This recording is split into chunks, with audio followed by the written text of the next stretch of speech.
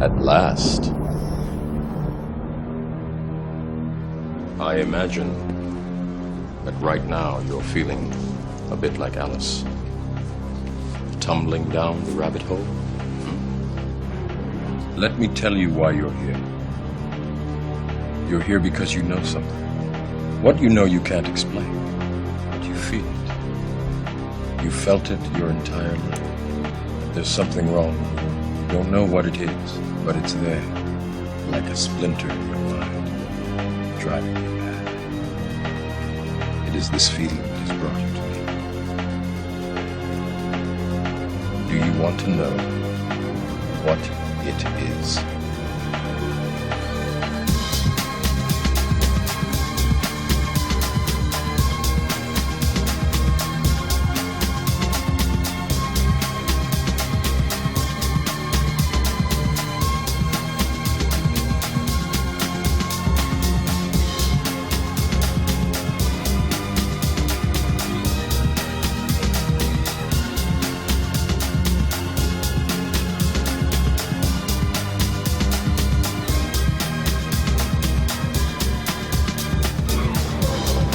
This is the world as it exists today.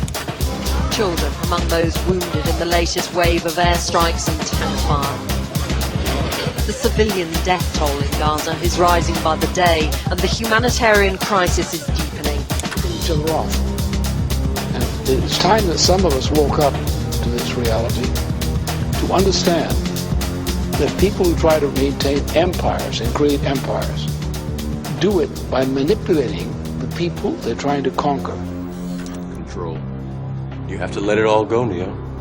Fear, doubt, and disbelief.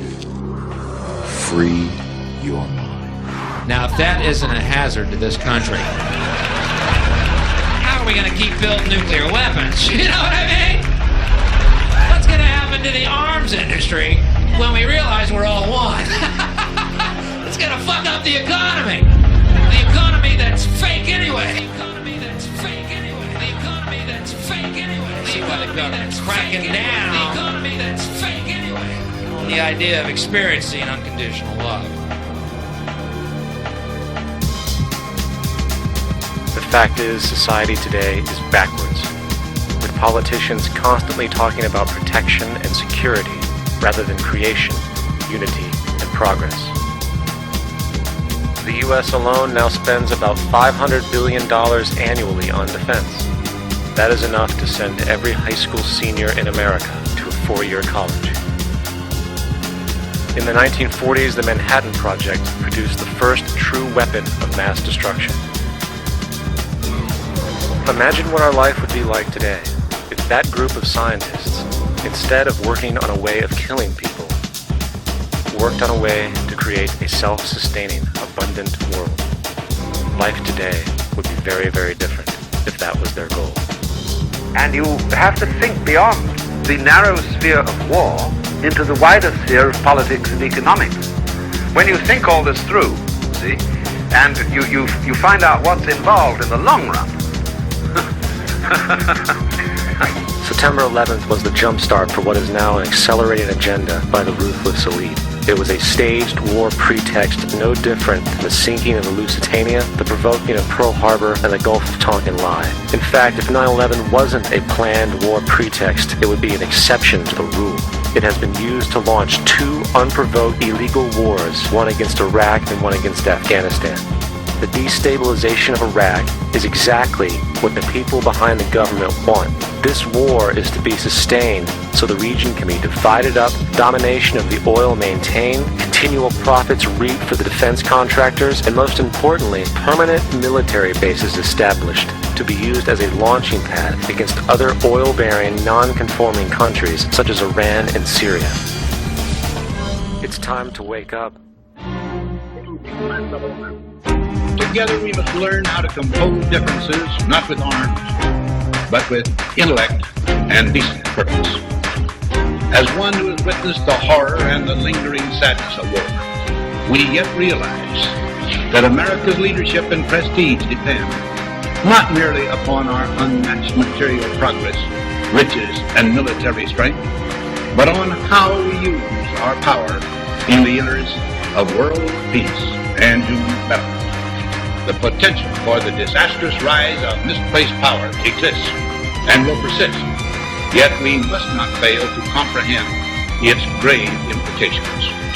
Our toil, resources, and livelihood are all involved. So is the very structure of our society. We should take nothing for granted. Only an alert and knowledgeable citizen can compel the proper meshing of the huge industrial and military machinery of defense with our peaceful methods and goals. We, you and I, and our government must avoid the impulse to live only for today, plundering for our own ease and convenience the precious resources of tomorrow. Every one of us will go home with the most profound impression of what a strong, vital people can accomplish. And I think that this journey has illuminated the minds of 180 million people of what a great opportunity and privilege we have to be associated together in our common cause. We pray that peoples of all faiths, all races, all nations may have their great human needs satisfied, that those now denied opportunity shall come to enjoy it to the full. Those who have freedom will understand also its heavy responsibility, that all who are insensitive to the needs of others will learn charity, and that the sources, scourges of poverty, disease, and ignorance will be made disappear from the earth, and that in the goodness of time, all people will come to live together in a peace guaranteed by the binding force of mutual respect and love. Thank you, and good night.